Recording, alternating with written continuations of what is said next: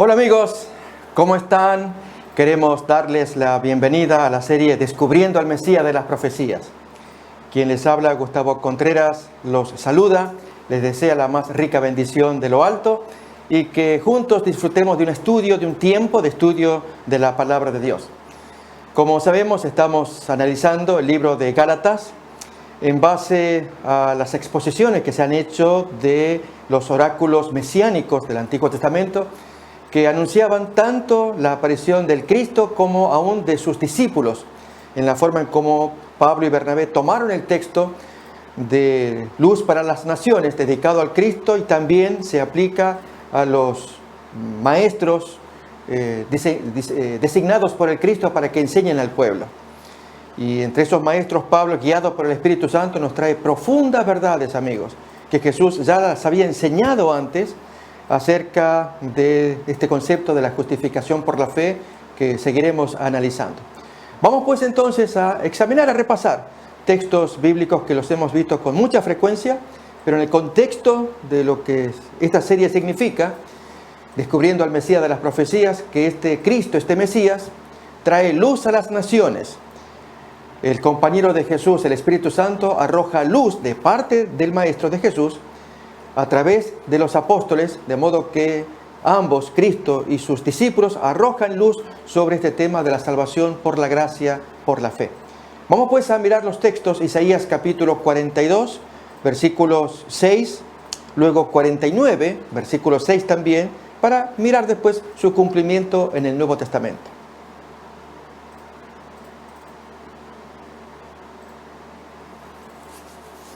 Yo, Jehová, te he llamado en justicia y te sostendré por la mano, te guardaré y te pondré por pacto al pueblo, por luz de las naciones. Todavía el versículo 7 también.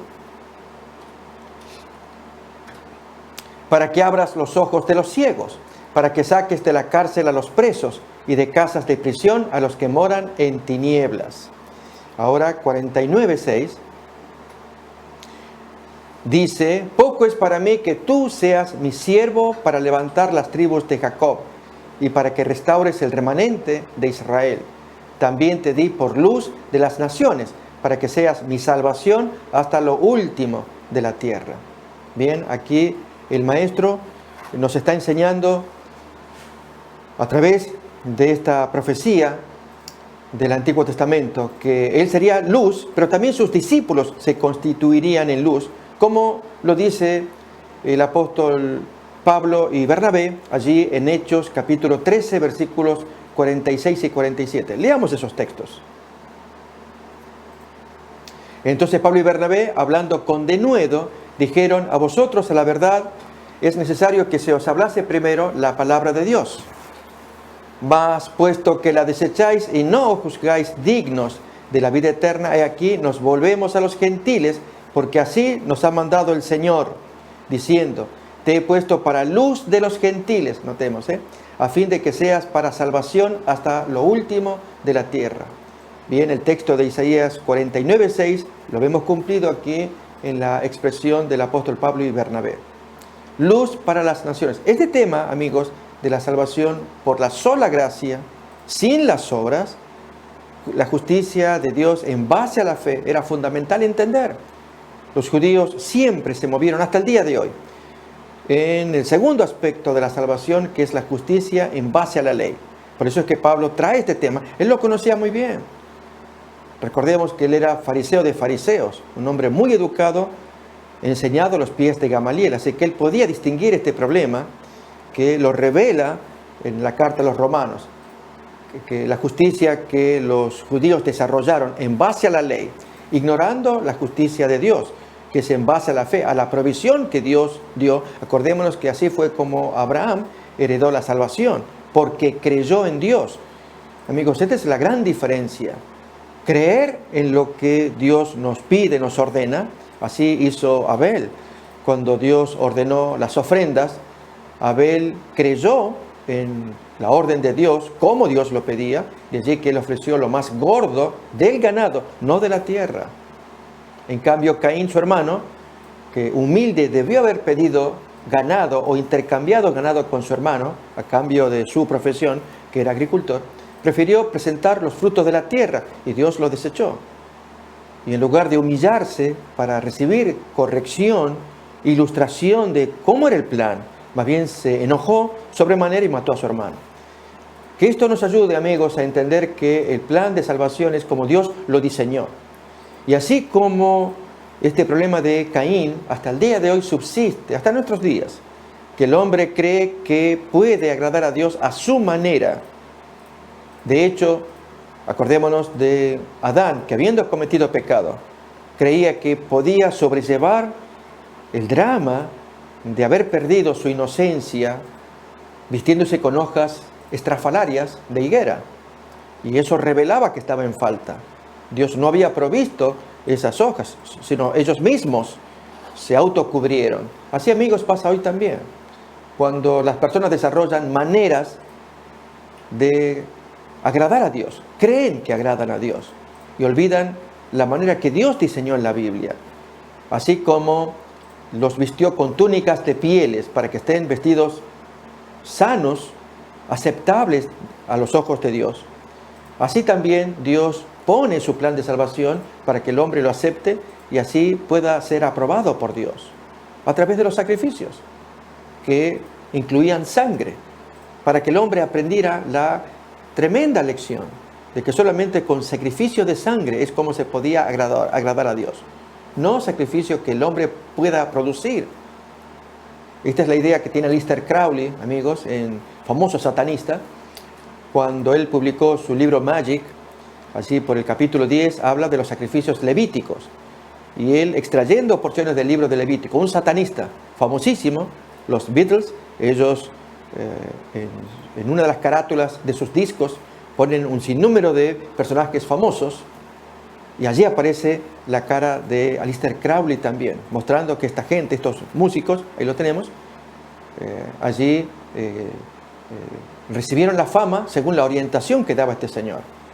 Y Crowley allí menciona que siguiendo a Levítico uno puede ofrecer sacrificios de sangre para agradar las fuerzas de arriba. No, amigos, no es los propios sacrificios, es el sacrificio de sangre de Dios. En otras palabras, la provisión de Dios. Ahí tenemos en la carátula del disco La banda del Sargento Pepper, allí aparecen la cantidad de personajes. Esto lo decimos, amigos, para ilustrar este tema. Si este señor, él dice que para obtener fuerzas de los dioses del cielo, de las fuerzas de arriba, es ofreciendo sangre. Esto es el punto que queremos señalar. Igual que Caín, ofrecer el propio sacrificio para agradar a Dios. Cuando en verdad se agrada a Dios aceptando el sacrificio de sangre que Dios ofrece, que es Cristo muriendo en la cruz del Calvario. Esa es la gran diferencia. Bien, lo cierto es que el judaísmo nunca aceptó la justicia de Dios. Que haya que someterse a un plan en el que uno se rinda a un ser humano cuya muerte y cuya resurrección es el fundamento de la salvación de parte de Dios. Ese es el gran argumento, mis amigos, que la mente no lo puede sondear profundamente. Esto es que Dios se agradó tanto de la obra de Jesús, de su muerte y resurrección, que entonces se zanja todo problema, toda diferencia que Dios tenga para con la raza humana. Dios perdona ahora, le pide al hombre que acepte la provisión de Dios, pero el hombre no quiere.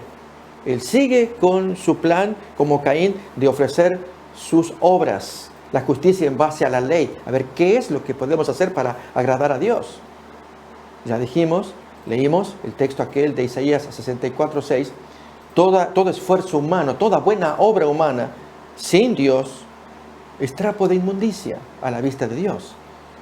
Y este concepto, amigos, debe quedarnos tan profundamente claro que siempre vamos a tener gratitud a Dios por la ofrenda que Dios propone. Como dice acá, si bien todos nosotros somos como suciedad y todas nuestras justicias como trapo de inmundicia, y caímos todos nosotros como cae la hoja, y nuestras maldades nos llevaron como lleva el viento. A ninguna parte. ¿Notamos? Bien, para ver este tema de la salvación por la gracia, amigos, es lo que estamos examinando ahora en la carta de Romanos y en la carta de Gálatas a continuación. Ya miramos textos fundamentales esperamos que se vayan grabando, solamente los repito de memoria para fijar conceptos, tal vez no podamos tener tiempo de leerlos. Cuando Jesús promete que enviaría un compañero, el Espíritu de verdad, que Él los guiaría a toda verdad porque tomaría de Jesús, no anunciaría cosas nuevas ni hablaría por su cuenta. Al tomar de Jesús, de la enseñanza de Jesús, la transmite por medio de sus discípulos, quienes, de acuerdo a la segunda carta de Pedro, capítulo 1, que la profecía nunca fue traída por producción o interpretación o creación humana. Es decir, que el hombre comenzó a escribir, no, sino que estos hombres de Dios, inspirados por el Espíritu Santo. Aquí tenemos los textos para recordarlos. Entendiendo primero esto, que ninguna profecía de la Escritura es de interpretación privada. Habla del autor de ese texto bíblico, el profeta. Porque nunca la profecía fue traída porque al hombre se le ocurrió por voluntad humana, sino que los santos hombres de Dios hablaron siendo inspirados por el Espíritu Santo. Allí Dios imbuía la mente con su influencia, con visiones, con pensamientos, imágenes, sensaciones, voces, de modo que el profeta sentía que había algo más allá de sus fuerzas naturales y que lo disponía a escribir. La producción es producción traída por el Espíritu Santo, y es el caso de Pablo. Pablo escribe muchas cosas con su mente consagrada y cosas sorprendentes, pero extraídas de mensaje de Jesús, mayormente de la salvación por la gracia, porque Jesús mismo se encargó al señalar que Él era la piedra que desecharon los edificadores, pero viene a ser cabeza principal del ángulo. ¿Acaso ustedes no leyeron ese texto? Recuerdan que así lo lee Jesús en Mateo capítulo 21. Por lo tanto les digo que el reino de Dios es quitado de vosotros y dado a gente que produzca los frutos de Él. Contundente. Y amigos, allí, incluso a continuación, se nos dice que aquel que cayere sobre esta piedra será quebrantado. Es piedra de tropiezo. Lo que pide Dios es caigan sobre la piedra, sean quebrados los corazones. Cuando uno tropieza, amigos, estamos caminando y creemos que andamos bien y caemos. Le pasó a Saulo de Tarso, yendo camino a Damasco, él tropezó, cayó en la piedra. ¿Cómo que tropezó? Se le apareció Cristo. La escena que se nos cuenta, el caballo todos vieron una luz fuerte que descendía del cielo y todos cayeron. Y temblando, Pablo oye voces. ¿Por qué me persigues? ¿Quién eres, Señor? Yo soy Jesús, a quien tú persigues. Eso es ser quebrantado sobre Cristo. Recuerda, esto aparece en Mateo 21, 44. Pero al revés, si uno no hace esto, la piedra cae sobre el individuo y lo destruye. El que cayere sobre esta piedra será quebrantado, y sobre quien la piedra cayere, lo pulverizará, lo desmenuzará. No es lo mismo que ser quebrantado. Dios nos anima, amigos, que caigamos sobre Cristo, para que este corazón de piedra quede partido y Dios pueda reconstruir el corazón, cambiar esta piedra que tenemos dentro y poner un corazón sensible, de carne, misericordioso, que aprecie y discierna el mensaje del Señor. Bien, todavía más, el Espíritu Santo, hablando por los santos hombres de Dios, ellos lo que tienen ahora a continuación es transmitir profundas verdades. Aún Pedro, cuando dice hay cosas difíciles de entender, que aún los indoctos e inconstantes tuercen. Es no torcer, tomar el texto como está, amigos. A veces uno la quiere mejorar, decimos. Y este caso de esas dos justicias, según Romanos 10, 5 y 6. La justicia en base a la ley, decía así, Moisés dice tal cosa, y en base a la fe dice tal otra. Ahí tenemos el texto para repasarlo, ¿sí? Bien, estas dos no se oponen, sino se complementan. No están opuestas. Así lo enseña Santiago en el capítulo 2, allí por el versículo 23, cuando se nos dice que se cumplió la escritura que dice: Abraham creyó a Dios y le fue contado por justicia y fue llamado amigo de Dios. Miren cómo sigue. Vosotros veis pues que el hombre es justificado por las obras, por lo que hizo Abraham, que lo cuenta en versículos previos, y no solamente por la fe, como Pablo ya estaba enseñando. Pablo también, él justifica la ley. Acordémonos Romanos 3:31. Si alguien entendió que Pablo desechaba la ley, no es así, sino darle el justo lugar. Luego por la fe invalidamos la ley. No, en ninguna manera, sino confirmamos la ley, pero en el lugar que le corresponde. Cuando él dice, ¿acaso la salvación viene por la ley? No, viene por la fe, pero vamos a convalidar, a validar la ley en el lugar que le corresponde. Y efectivamente, amigos, la justicia por la fe hace que Dios pueda cambiar mi corazón, me entrego, me quebranto ante esa revelación de Jesús, para que luego pueda caminar en los mandamientos, la justicia que es por la ley. Así lo enseña Efesios capítulo 2, versículos 8, 9 y 10. Miramos ahí el texto. Dice, porque por gracia sois salvos por medio de la fe. Y esto no de vosotros, pues es don de Dios, no por obras, para que nadie se gloríe. Dios no quiere que haya alguna presencia de obras humanas cuando el individuo está desprovisto de la fe, de la gracia de Dios. Porque somos hechura suya, creados en Cristo Jesús. Esa es la pretensión del Señor, rehacernos a todos, nacer de nuevo como Jesús le dijo a Nicodemo. ¿Para qué? Para entonces iniciar el camino de las buenas obras, las cuales Dios preparó de antemano para que anduviésemos en ellas. Bien, amigos, vamos entonces ahora a examinar más detalles de aquella experiencia, y esto va a ser ilustrativo, de la experiencia que vivió Pedro con su malogrado momento allí de comunión en la iglesia de Antioquía de Siria, visitando a su colega el apóstol Pablo. Pedro había conocido por primera vez esta experiencia de la justificación por la fe cuando fue a visitar a Cornelio y predicó. Amigos, Pedro quedó impactado, él mismo tuvo que aprender. Queremos dedicar tiempo a ello, amigos. Pero luego algo le pasó que él desanduvo el camino, volvió para atrás. Y allí es donde tiene que ser amonestado como ilustración.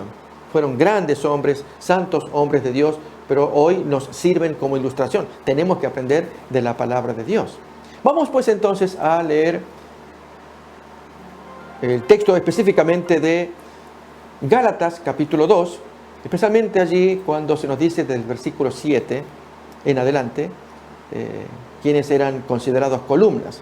Miremos pues. Vamos a leer un poquito antes. Quiero invitar a leer allí cuando se nos habla de Jacobo, Cefas, Juan, allí unos cuantos versículos antes, para ver el contexto, que eran considerados líderes, cabezas, y sin embargo, amigos, en el caso de Cefas o Pedro, comete el grave error de hacer un movimiento equivocado con respecto al tema de la salvación por la pura fe, por la pura gracia. Miremos pues. Después, pasados 14 años, subí otra vez a Jerusalén con Bernabé, llevando también conmigo a Tito. Pero subí según una revelación, y para no correr o haber corrido en vano, expuse en privado a los que tenían cierta reputación el evangelio que predico entre los gentiles. Mas ni aun Tito, que estaba conmigo, con todo y ser griego, fue obligado a circuncidarse. Y esto a pesar de los falsos hermanos introducidos a escondidas, que entraban para espiar nuestra libertad que tenemos en Cristo Jesús, para reducirnos a esclavitud, a los cuales ni por un momento accedimos a someternos para que la verdad del evangelio permaneciese con vosotros. Pero de lo que tenían reputación de ser algo, lo que hayan sido en otro tiempo, nada me importa. Dios no hace acepción de personas. A mí, pues, a los de reputación, nada nuevo me comunicaron. Antes, por el contrario, como vieron que me había sido encomendado el evangelio de la incircuncisión, como a Pedro el de la circuncisión, pues el que actuó en Pedro para el apostolado de la circuncisión, actuó también en mí para con los gentiles. Y reconociendo, ya aquí amigos, esta es la parte que queremos señalar, la autoridad, los máximos líderes de aquel tiempo. Reconociendo la gracia que me había sido dada, Jacobo, Cefas y Juan, que eran considerados como columnas, nos dieron a mí y a Bernabé la diestra en señal de compañerismo, para que nosotros fuésemos a los gentiles y ellos a la circuncisión. Solamente nos pidieron que nos acordásemos de los pobres, lo cual también procuré con diligencia hacer. Y a partir de aquí comienza el problema que seguiremos desgranando. Ya miramos en la emisión anterior, pero vamos a abundar en detalles para que cada vez nos sea claro el concepto de la salvación por la gracia, ser justificados, perdonados por la sola fe, la justificación por la fe, tal como dice Romanos 5:1, y dije en la malograda experiencia de Pedro en esta circunstancia en Antioquía de Siria y las lecciones que podemos extraer. Antes de mirar, amigos, siguiente texto 2:11 de Gálatas, invito a que repasemos Romanos 5:1, la expresión, la justificación por la fe, y una definición que siempre traemos aquí ante ustedes.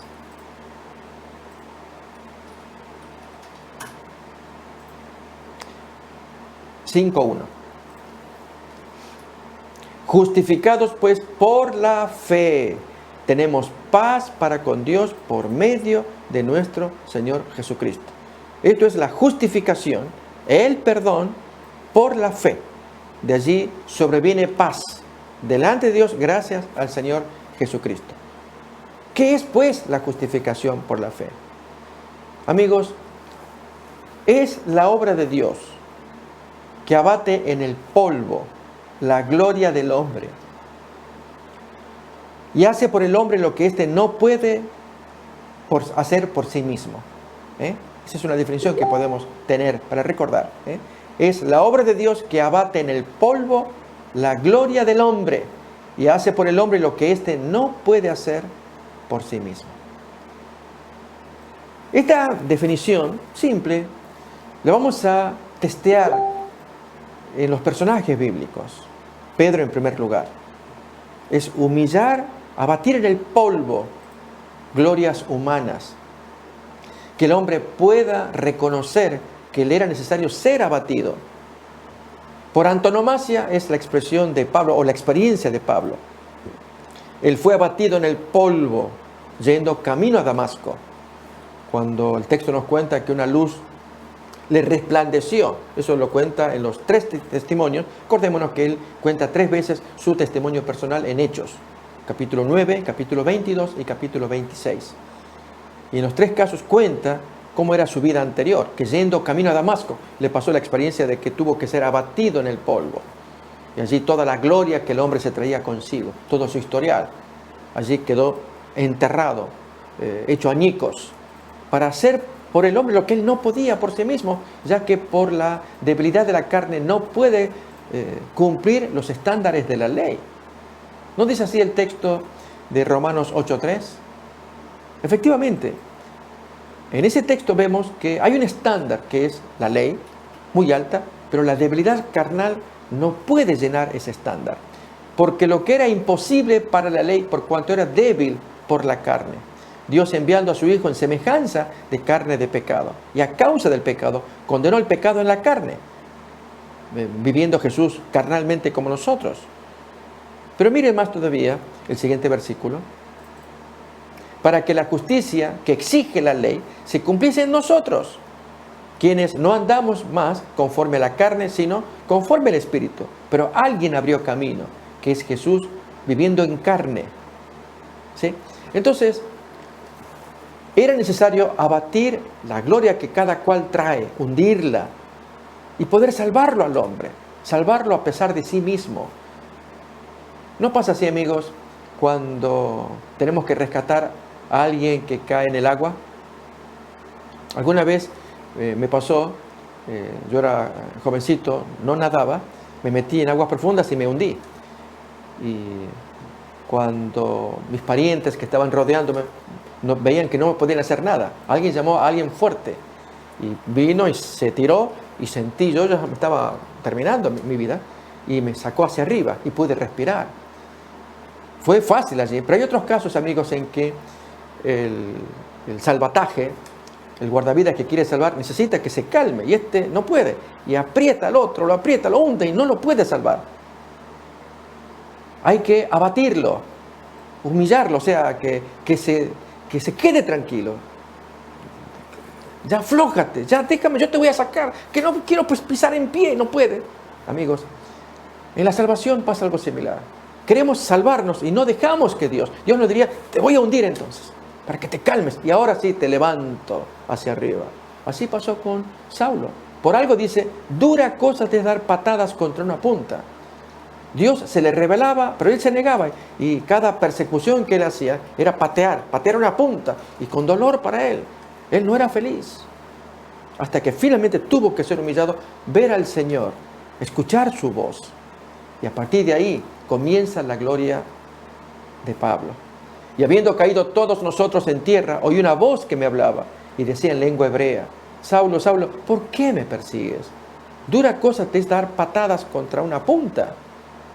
Amigos, notamos esta definición simple que hemos dado de justificación por la fe. Es la obra de Dios que abate en el polvo la gloria del hombre y hace por el hombre lo que no puede hacer por sí mismo, para poder sacarlo allí mientras se está hundiendo en el fondo del agua.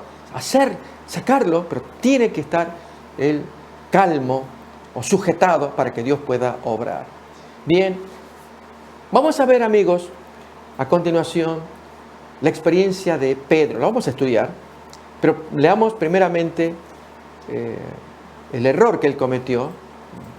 Lo que vamos a comentar de Hechos se basa como una ampliación de esta experiencia que leemos ahora en Gálatas capítulo 2, versículos 11 en adelante. Pero cuando Pedro vino a Antioquía, le resistí cara a cara porque era de condenar. Pues antes que viniesen algunos, eran los evangelistas, ministeriales, pastores de renombre, de parte de Jacobo, comía con los gentiles, pero después que vinieron, él se retraía y se apartaba porque tenía miedo de los de la circuncisión. Si Cristo da libertad, ¿a qué se refiere Pablo, que escribe esta carta, con aquello de miedo? ¿Miedo a qué? ¿Miedo por qué? Si estaba predicando el mensaje puro, limpio, ante los gentiles, y ahora sentir que tiene miedo. Miedo porque lo cuestionen, porque lo censuren. Vamos a mirar a continuación un miedo que hay en Pedro, pero antes completemos esta lectura. Y en su simulación también participaban los otros judíos, es decir, los que vinieron de parte de Jacobo de Jerusalén, de tal manera que aún Bernabé, el colega de Pablo, fue también arrastrado por la hipocresía de ellos. Y entonces ahora Pablo toma el micrófono, vamos a decir así.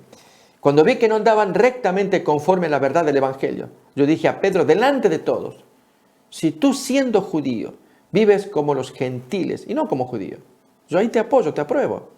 ¿Por qué al revés obligas a los gentiles a judaizar para que ellos se sientan más cómodos? Porque te ven a ti que te apartas y ellos suponen que están faltos. Hay algo que les falta, por lo cual el jefe, el líder, el gran apóstol Pedro, al separarse de ellos es porque están en pecado. Algo falta. Oh, será la circuncisión. Bueno, está bien, si hay que circuncidarse.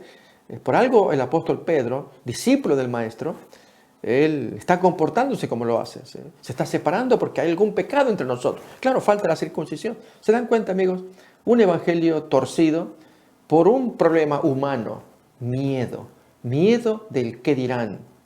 Bien, vamos a mirar en Hechos capítulo 10, amigos. Voy a invitarles a que miremos esta experiencia también que vivió el apóstol Pedro y el miedo. Y ciertas palabras muy significativas que el Espíritu Santo dirigió para que él se moviera sin miedo. Le costó, y cuando llegó a destino, allí fue la sorpresa, y aparece como primera experiencia el predicar libremente, sin presiones judías, la salvación en Cristo, y se produjo algo maravilloso. Es el tema que queremos mirar acá. Esto lo vamos a mirar en Hechos capítulo 10, desde el versículo 1 en adelante. Había en Cesarea un hombre llamado Cornelio, centurión de la compañía llamada la Italiana, piadoso y temeroso de Dios con toda su casa y que hacía muchas limosnas al pueblo, y oraba a Dios siempre. Recordemos, esto era un centurión pagano, romano. Era un líder, centurión es un jefe de 100 soldados, que vivía en Cesarea, que en aquel tiempo era la capital de la provincia romana de Siria. Allí era el centro, no Jerusalén. Jerusalén era una ciudad satélite. La capital era Cesarea, que estaba a 99 kilómetros hacia el norte de Jerusalén, allí allende al mar. Y entonces allí estaba la sede, vamos a decir, estaba el municipio, todas las partes importantes estaban en Cesarea. Y ahí vivía este centurión. Y él oraba a Dios. Había recibido luz, practicaba los modos judíos. A pesar de que era un invasor, Dios lo miraba como un hombre que merecía ser atendido y ser salvo también. Pero tenía un conocimiento imperfecto, falto. Él necesitaba conocer más para que su ofrenda, lo que hiciera, fuera agradable como incienso ante Dios. Acordémonos, amigos, que esto es parte también de los servicios judíos. Allí en el libro de Levítico, en el día de expiación, capítulo 16, se nos habla que el sacerdote, cuando entraba al lugar santísimo, debía llevar incienso en la mano y esparcirlo para que haya humo, allí un olor precioso del incienso. Bien, así es como cuando el hombre entra en presencia de Dios, no puede entrar con las manos vacías. Él tiene que entrar con incienso. ¿Cuál es ese incienso que ante la nariz de Dios genera tan precioso olor? ¿Qué suponen, amigos, que será ese incienso? Es Cristo. Jesús es el incienso en las narices de Dios que cuando entra produce tan rica fragancia. Cuando el creyente entra llevando incienso, llevando el nombre de Cristo, llevando el honor de Jesús, lo presenta ante el Padre como argumento para que Dios pueda escuchar nuestras oraciones. Por eso Jesús nos enseñó que oráramos en el nombre de Jesús. Miren, quiero invitarles a que miremos ese texto de Levítico 16 que nos habla del sumo sacerdote que cuando entraba al lugar santísimo para oficiar, él oficiaba todos los días del año, 364 días en el lugar santo. No entraba al lugar santísimo, donde estaba la presencia de Dios, la Shejinah, que era ese hueco, o presencia o morada de Dios, que allí aparece cuando los dos ángeles labrados a martillo miran hacia abajo, que era donde estaba la ley depositada, en un cofre, encima la tapa, y sobre la tapa, labrado a martillo, dos ángeles preciosos, primorosos, todo de oro. Y entonces por ese hueco, Dios se comunicaba y hablaba. Ahí tenemos, mis amigos, para que tengamos una idea de cómo era el servicio en aquel tiempo, ¿no? Y en el capítulo 16, leemos versículos 11 y 12, este asunto de los sacrificios que había que hacer y el tema del incienso. ¿Sí? Leemos acá. Y hará traer a Aarón el becerro que era para expiación suya, y hará la reconciliación por sí y por su casa, y degollará en la expiación el becerro que es suyo, habiendo hecho el servicio para que él esté limpio delante de Dios. Después tomará un incensario lleno de brasas de fuego del altar delante de Jehová, y sus puños llenos del perfume aromático molido, y los llevará detrás del velo, adentro, donde está el lugar santísimo. Así, amigos, es la experiencia que está teniendo Cornelio. Hechos capítulo 10. Él está orando, elevando ofrendas. Dios lo mira, le agrada, pero le falta el incienso, que es Cristo. Hacía falta que alguien lo instruyera. Miremos pues, sigamos leyendo Hechos capítulo 10.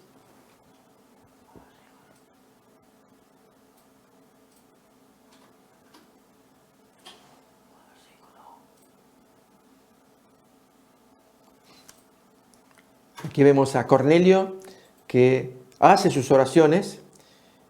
Miremos al comienzo, capítulo 10, versículos 2, habíamos quedado por ahí, estamos leyendo la historia de Cornelio, que él era piadoso y temeroso de Dios con toda su casa, y que hacía muchas limosnas al pueblo, y oraba a Dios siempre.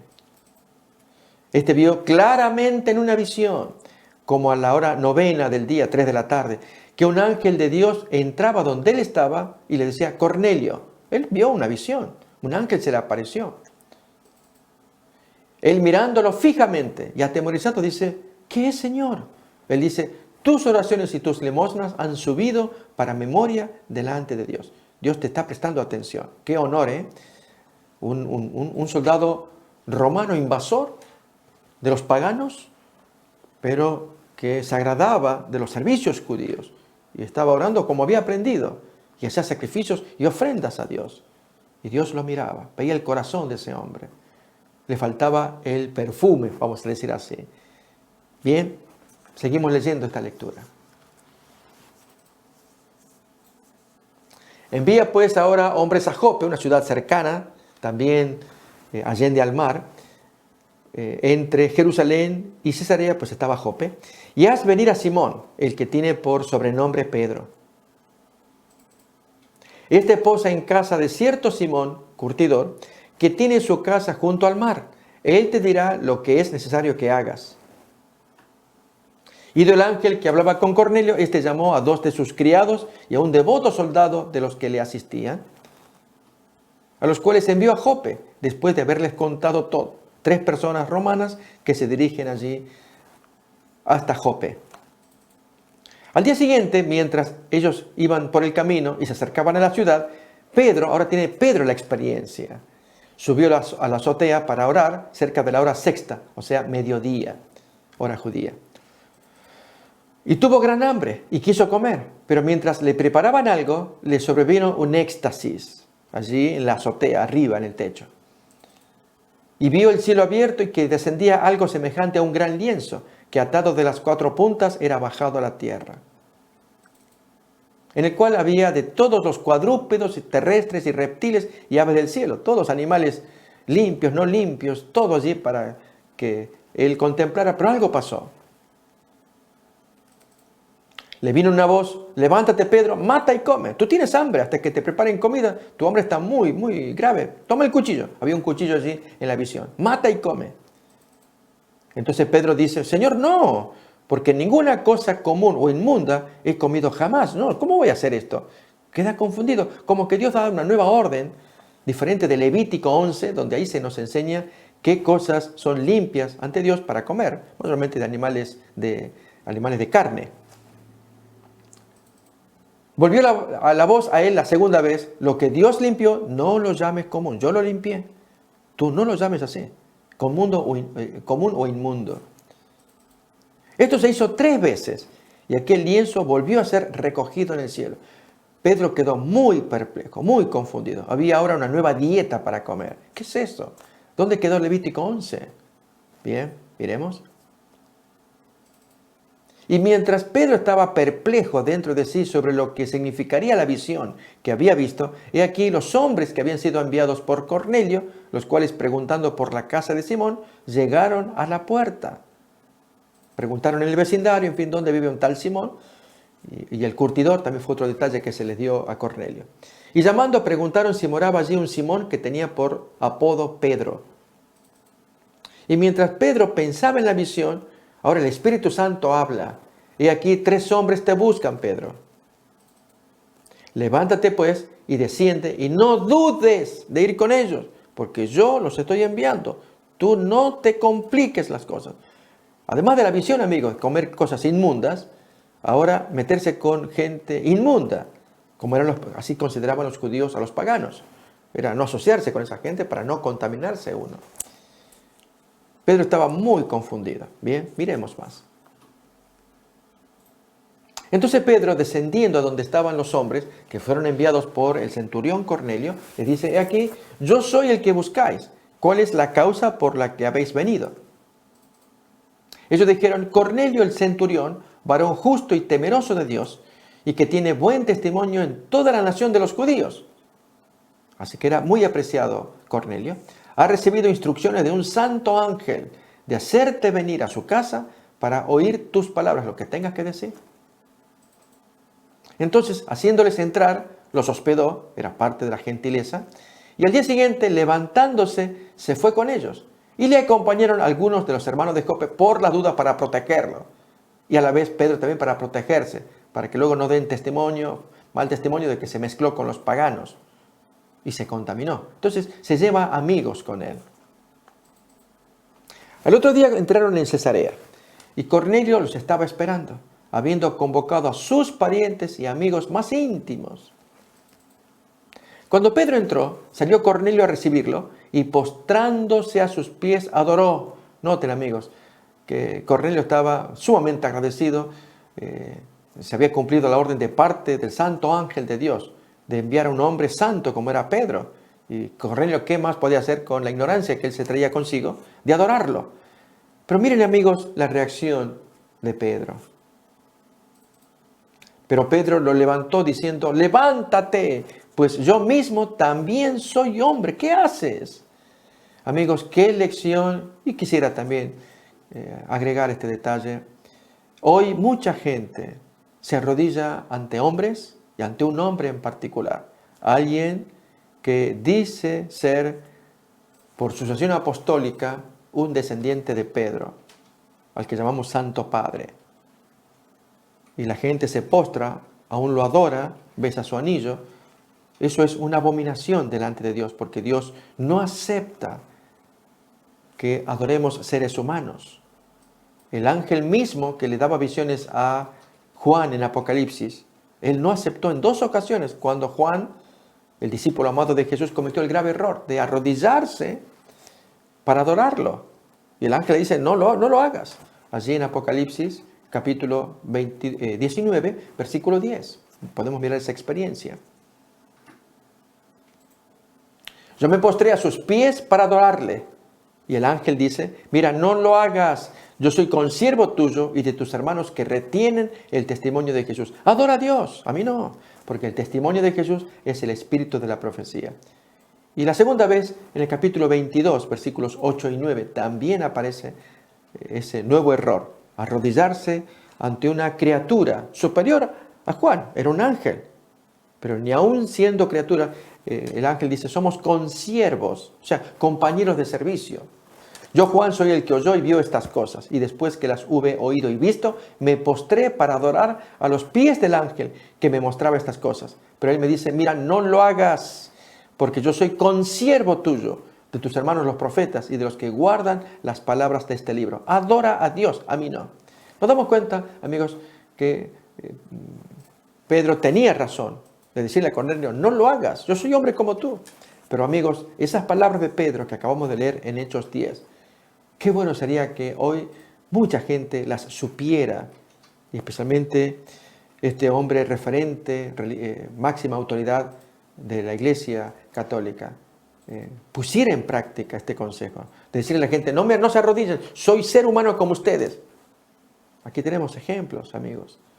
Dios no le agrada que nos arrodillemos ante nadie, que nos inclinemos, que nos postremos.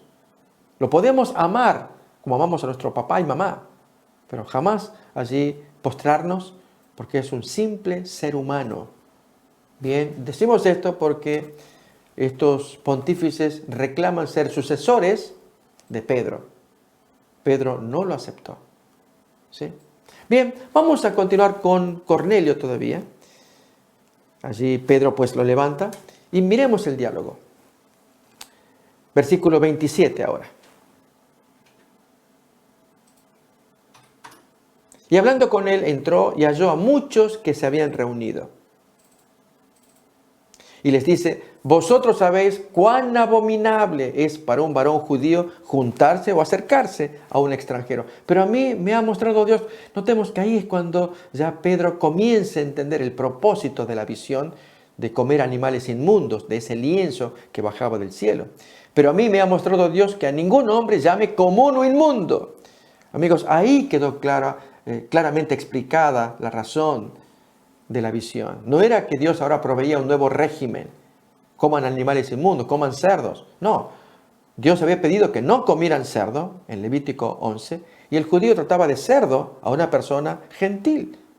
Pedro dijo: yo no voy a comer nada inmundo, nunca entró en mi boca nada inmundo. Lo que yo limpié no lo llames inmundo. ¿Qué limpió el cerdo? No, limpió la gente gentil. Recordemos que esa fue la expresión de Pedro y la respuesta de Dios en el siguiente versículo. Lo que Dios limpió, no lo llames tú común. La pregunta es: ¿limpió nuevamente? ¿Limpió el cerdo, animal que Dios había prohibido, y ahora es posible comerlo? Esa es la interpretación que traen muchos, amigos, olvidando que Pedro mismo trae su interpretación. Pero a mí me ha mostrado Dios, acabamos de leer en el versículo 27, Hechos 10, 27. Me ha mostrado Dios que a ningún hombre llame común o inmundo. Así que él interpretó correctamente la visión, ¿sí? En la última parte, pero a mí me ha mostrado Dios que a ningún hombre llame común o inmundo. Así que ya Pedro se sentía un poco más cómodo, ya iba entendiendo la razón de la visión, pero todavía no entendía para qué lo llamaron. Bien, miremos a continuación. Por lo cual, al ser llamado, vine sin replicar. Así que pregunto, ¿por qué causa me habéis hecho venir? Entonces Cornelio dijo, hace 4 días que a esta hora yo estaba en ayunas y a la hora 9, mientras oraba en mi casa, vi que se puso delante de mí un varón con vestido resplandeciente. Y dijo, Cornelio, tu oración ha sido oída y tus limosnas han sido recordadas delante de Dios. Envía pues a Jope y haz venir a Simón, que tiene por sobrenombre Pedro, el cual mora en casa de otro Simón, un curtidor, junto al mar. Y cuando llegue, él te hablará. Así que tú tienes que hablar. A ver, Pedro, ¿qué va a contar Pedro? A ver, miremos, amigos. Así que luego envié por ti y tú has hecho bien en venir. Ahora pues todos nosotros estamos aquí en la presencia de Dios para oírlo, todo lo que Dios te ha mandado que nos digas. Qué privilegio, amigos, ¿eh? Entonces Pedro, abriendo la boca, pensando qué es lo que tiene que decir, dio un resumen tan acertado, tan bonito, amigos, del plan de salvación. En verdad comprendo que Dios no hace acepción de personas. Ahora me estoy dando cuenta. Vemos ahí, Pedro, ya ese evangelio de los gentiles, del cual luego Pablo será el principal propulsor. Es el ministro por excelencia dedicado a los gentiles. Pero Pedro lo inició. Ahora entiende que no hay acepción de personas. Él es el primero que abre la puerta de predicarle a los gentiles. A ver, miremos. De hecho, amigos, ya había pasado con Felipe. Eso nos va a contar Hechos capítulo 8, antes de Pedro. Pero una historia poco conocida, en pleno desierto, 2 individuos, Felipe y el etíope eunuco, a quien evangelizó y bautizó. Así que se abrían las puertas para predicar a los gentiles. Pero Pedro, gran líder, que él vivió esta experiencia, pero incluso con ribetes nuevos, como es el desenlace de esta historia. Miremos.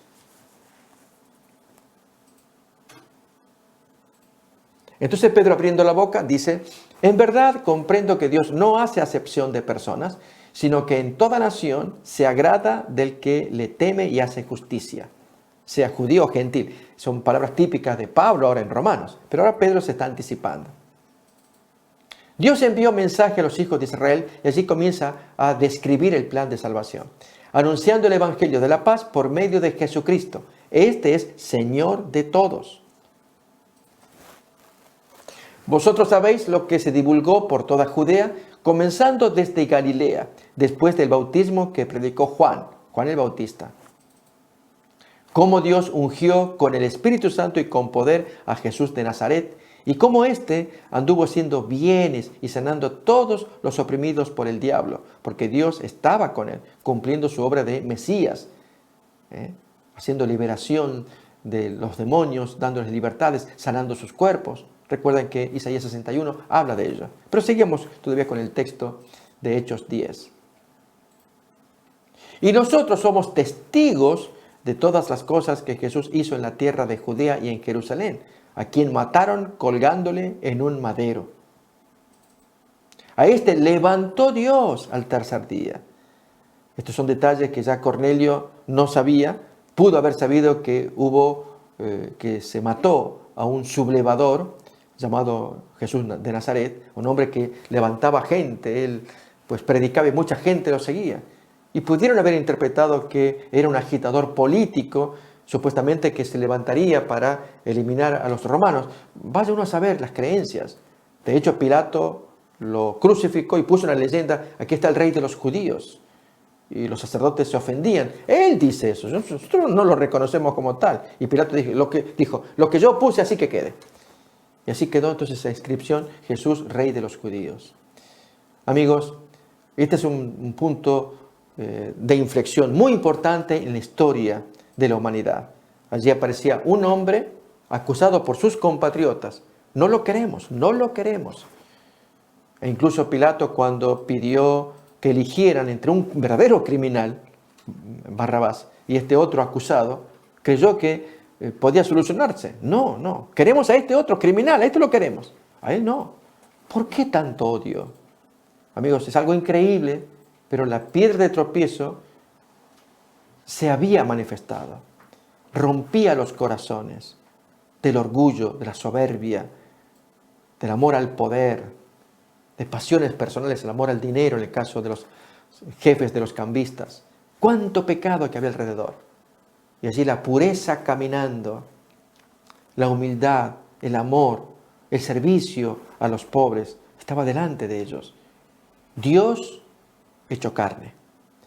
Amigos, cuando uno medita en estas cosas, que Dios nos dé luz para dedicar tiempo a reflexionar en los contrastes, en lo que Jesús Nazareno era, lo que su vida había llevado, lo que revela el Evangelio, y por otro lado la negrura de la gente que lo rodeó, tanto judíos como romanos. Y todo esto pasó en ese tiempo de la pasión, y años después estamos mirando a Pedro predicando de ello, y Cornelio, soldado romano, que pudo haberse enterado de la historia desde el ángulo de los romanos, desde la postura de Pilato, que habrá dado algún informe, pero ahora está Cornelio enterándose de que este hombre enviado por Dios está diciendo, Dios lo resucitó. ¿Qué significa eso? A ver, miremos el mensaje y qué representa para Cornelio el hecho de que ese hombre muerto por Pilato, procurador romano, procurador desde Cesarea, él vivía allá, pero estaba de paso en Jerusalén. Miremos pues entonces cómo avanza esta historia. A este levantó Dios al tercer día e hizo que se manifestase, no a todo el pueblo, sino a los testigos que Dios había ordenado de antemano. Es decir, a nosotros que comimos y bebimos con Él después que resucitó de los muertos. Y nos mandó que predicásemos al pueblo y testificásemos que Él es el que Dios ha puesto por juez de vivos y de muertos. Imagínense el asombro de Cornelio y de toda su parentela romana, amigos, todo lo que se pudo traer. ¿Qué pasó? A ver, miremos el desenlace de esta historia. De este dan testimonio todos los profetas del Antiguo Testamento, que todos los que en Él creyeren recibirán perdón de pecados por su nombre, invocando el nombre de Jesús el Nazareno. Mientras aún hablaba Pedro estas palabras, el Espíritu Santo cayó sobre todos los que oían el discurso. Y los fieles de la circuncisión que habían venido con Pedro se quedaron atónitos de que también sobre los gentiles se derramase el don del Espíritu Santo como ellos lo habían recibido en Pentecostés años atrás. Solamente judíos lo habían recibido, ahora solamente gentiles lo estaban recibiendo. ¿Qué es esto? Y no pasaron por la circuncisión. Tienen que ser judíos primero para que reciban la bendición de Dios. ¿No? ¿Quién dijo? Estaban confundidos, asombrados. Ni siquiera esta gente, allí, recuerden, Pedro fue el gran predicador en Pentecostés. Él les dijo, arrepiéntanse ustedes. ¿Y qué hacemos? Y entonces se los bautizó. Miren más todavía en esta historia. El Espíritu Santo se manifestó. Porque estaban atónitos todos los romanos escuchando esta historia, tan dramática, tan preciosa como le habrá contado Pedro, tan vívida como tiene que ser una historia contada por los predicadores, la historia de Jesús. Miremos. Porque los oían que hablaban en lenguas y que magnificaban a Dios. Estos romanos hablando en otras lenguas arameas que no conocían. Y entonces todo el mundo asombrado. Los judíos ahora eran los que estaban abriendo la boca, asombrados. Los fieles judíos cristianos. Bien, ¿cómo sigue? Y mandó bautizarlos en el nombre del Señor Jesús. Entonces rogaron que se quedase por algunos días. Entonces respondió Pedro, ¿puede acaso alguno impedir el agua para que no sean bautizados estos que han recibido el Espíritu Santo también como nosotros? Y mandó bautizarlos en el nombre del Señor Jesús. Entonces le rogaron que se quedase por algunos días. Hasta aquí, amigos, va a ser la primera parte. En la siguiente emisión vamos a ver la reacción de los compañeros de Pedro en Jope.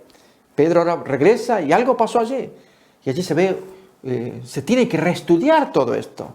Cómo se abrió la salvación para los gentiles y no pasan por la circuncisión. No tienen que ser judíos primero, practicar las buenas costumbres que tenemos nosotros. ¿Cómo es esto? Dios pasó por alto el judaísmo. Bien, preguntas que ellos mismos se tienen que hacer.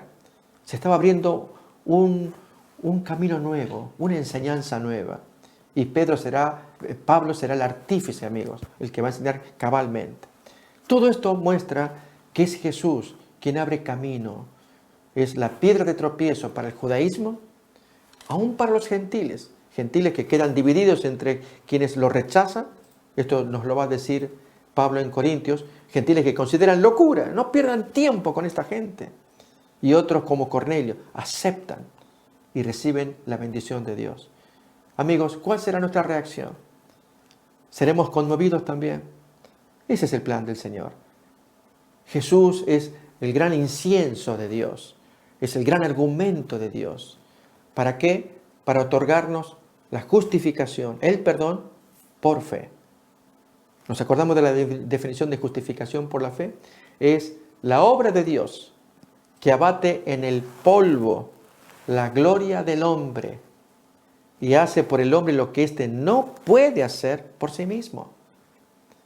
Dios desea abatir nuestro orgullo, nuestra soberbia, tirarla, bajarnos del caballo, porque no podemos, dada nuestra naturaleza de piedra, pecadores como somos. Pero si nos quebrantamos delante del Señor, Él puede hacer por nosotros lo que no podemos por nosotros mismos. Y entonces sí, participar del gozo de Dios y heredar la salvación. Amigos, gracias por acompañarnos. Deseamos que tengan bendición de Dios y nos miraremos en la siguiente emisión. Hasta entonces.